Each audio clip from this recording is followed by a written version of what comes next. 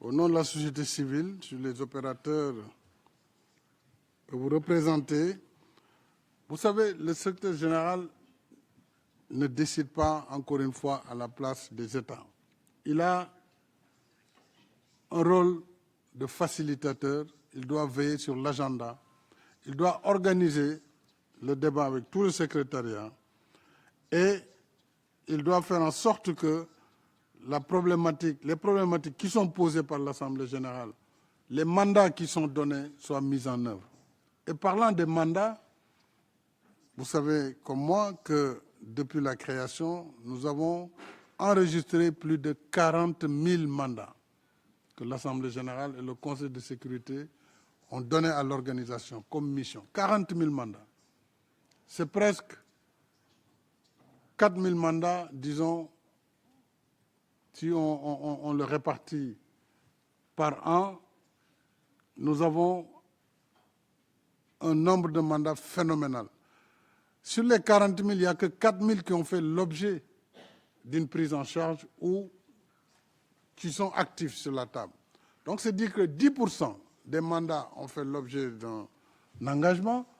Engagement, ça ne veut pas dire qu'on l'a réalisé, mais au moins ils sont sur la table. Et 90% des mandats qui sont donnés sont juste là.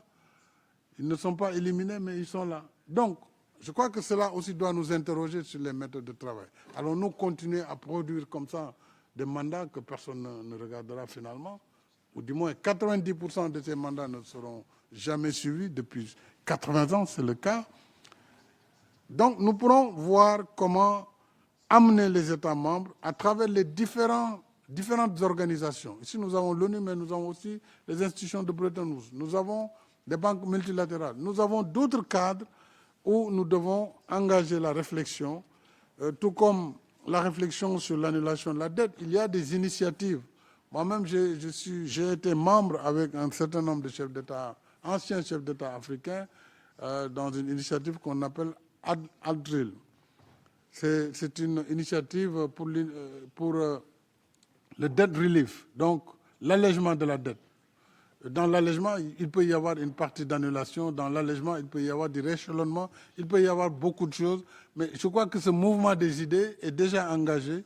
Il faut que la problématique de la debt burden, c'est-à-dire du fardeau de la dette, soit quand même traitée, puisque tout le monde y gagne, et je pense pays développés comme pays en développement.